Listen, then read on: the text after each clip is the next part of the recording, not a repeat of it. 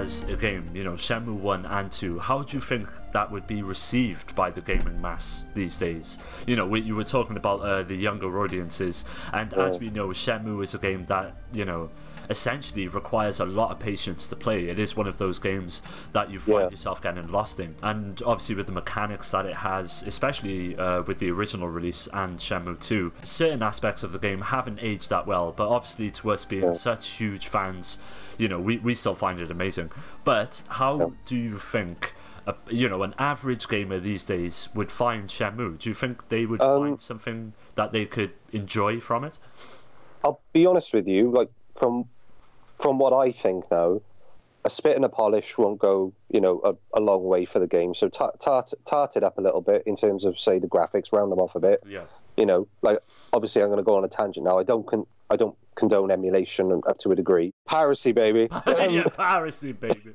Piracy. Good but like I said, when I've obviously run the game on a the Dreamcast emulator. Yeah, no, yeah, it really bumps it up, and it looks amazing. You know, it doesn't need a complete washover, but a little bit, obviously, you know, enhance the resolution up a bit, obviously. Yeah, the textures and. But you go on about, you know, people would they appreciate in terms of, like, you know, the whole thing to do with patience and stuff like that. Gameplay. Well, if you think about it, look at Dark Souls. Yeah. You know, that type of gaming where people. I'm not saying Dark Souls. I know. I'm not saying that, but like the mentality behind it, you've got to, you know, you're going to take your time. It's going to be long. Yeah. You know, it's going to be arduous, and you're going to get up to points where you're a bit like, you know, you're lost. You don't know what to do. Stuck, yeah. You know, and that sort of thing. Like many people nowadays, I'd say younger gamers they're accustomed to that, obviously. Yeah. So I think, don't get me wrong, like I think anyone that would experience that playing that game would find something that they can latch onto. Yeah, definitely. With it, I mean, personally, you know, I don't think a lot of gamers, like, you know, the casual crowd, would be on board with something like Shenmue. Not like your Call of Duties and FIFA people, nothing like that. That's really what I was obviously talking about. Like, you know, the gaming masses. Like, do you think obviously, Shenmue has got enough traction to be able to pull in new people to the franchise? You know. Well, like I said, it's such a niche game. At the end of the day, all it comes down to is marketing. Yep.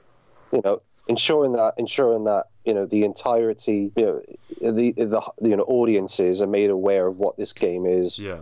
You know what they expect, what they're to be expected. Like, you can't expect to go in, you know, running around flipping, you know, like Grand Theft Auto style. That ain't happening. Of course, yeah. So I know for a fact that style of game wouldn't particularly be everyone's cup of tea. Yeah, definitely. Yeah. You know, for me, I like to say when it comes to, say, you know, the whole narrative and obviously the way that everything transpires in Shenmue, I love that type of gaming. Yeah, definitely. You know, definitely. But I don't know. It'd be interesting to see. But like I've said, as long as the product is marketed correctly, it's given plenty of exposure where it needs to be exposed. Yeah, it will attract, you know, people to it. And at the end of the day, you know, the age old saying, you know, word of mouth. Yeah, exactly. Yeah, and I think obviously in this day and age now, because obviously when Shenmue 1 came out, you know, the internet wasn't prolific as it is now. No. And in this day and age, you know, you can share things with a click of a button. And with Shenmue 3, Sony are obviously involved with that project, and I think it's been stated somewhere that they're going to be providing all you know, the needs for promotion, kind of like the No Man's Sky situation, where Sony promoted the hell out of that. I think there's going to be a good amount of marketing behind Shenmue 3, but with these HD remakes, I think it all comes down to Sega, and hopefully they're willing to, you know, honor the legacy of Shenmue and realize that they're sitting on a goldmine. Like, there are so many fans out there that would love, like, you know, a nice collector's edition of, you know, a remastered Shenmue 1 and 2 or something like that. Yeah. You know, they're literally... not even so. Yeah.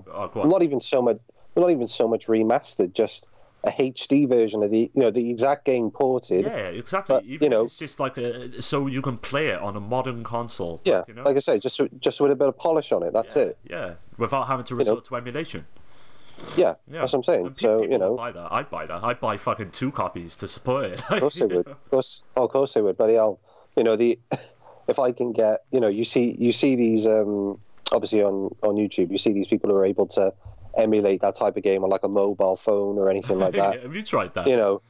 Yeah, Does it work? yeah. Oh, nice. I can't do that. I've got an iPhone in it, so. Not amazingly. Don't get me wrong. It's not fantastic. Yeah, yeah. But it's just like, wow. It's like I've got it. I got Shenmue in the palm of my hand. What would be a dream come true is to have Shenmue 1 and 2 on the Nintendo Switch. That would. I knew you were going to say that. Beautiful, man. That would be awesome. So good. I'd love that. All I can say is as soon as people are able to start, messing around with that console. Yeah. Oh, there's gonna be so many emulators, man. Of course there'll be. Great. Of course there'll be. So the dream may come true. The dream, keeping the dream alive. Yeah. The Dreamcast. Every programmers get modding. Oh yeah, come on, man. Fulfill my dream. Fulfill my dream. Yeah. That'd be awesome, man. That would be awesome. No, it would be. It would be without a shadow of doubt. But yeah, no, I know what you mean. Like I said, I know I'm prattling on with it about it, but as long as it's given plenty of exposure, yeah, I reckon it'll pull in an unexpected crowd. Yeah, yeah, or at least like a good handful of people who are willing to try something new. Yeah, yeah. Because when you think about it, like Shenmue is kind of the granddaddy of the open world genre. Well, it is. It is. Yeah. Suzuki was doing some cutting edge shit with Shenmue. Like literally, I remember, dude, like that. Oh, it's just so intoxicating, Shenmue, isn't it? Like it kind of just like consumes the atmosphere. Yeah, it draws you in. Yeah, yeah. It's because how can I put it? It essentially for me it does play like a movie. Yeah. And the fact of that, you're yeah, I know what you mean. It just draws you in from the first scene. Yeah. I got to admit, I think it's the opening sequence that gets a lot of people. Yeah, I'd say with the opening sequence, you either love it or you hate it. And if you love it, you're gonna love Shenmue. But if you don't like it, it's probably the wrong thing for you. Yeah, I know. But I have to admit, from on face value, if originally I wouldn't have seen that introduction. Yeah. Let's just say it was another type of introduction that it wasn't up to that scale. Yeah. I would have been like, all right, okay, fair enough. I probably wouldn't have been as in love with the franchise as I am. Yeah. But that that introduction even today still hits you. Yeah, definitely. It's like Jesus. It's like no matter how many times I watch it. I know it's unexpected. Yeah. Just to do with how I don't want to use the term visceral because it's not visceral, but it's just how kind of how it hits you. Yeah, it feels kind of like, it feels true, doesn't it? Like it feels like something that could actually happen, and that's what I like about Shenmue, how it's like grounded within realism. Reality. Yeah. That's what I mean.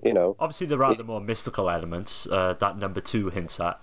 Well, even number 1 hints at a few mystical elements, but number 2 does go into that further.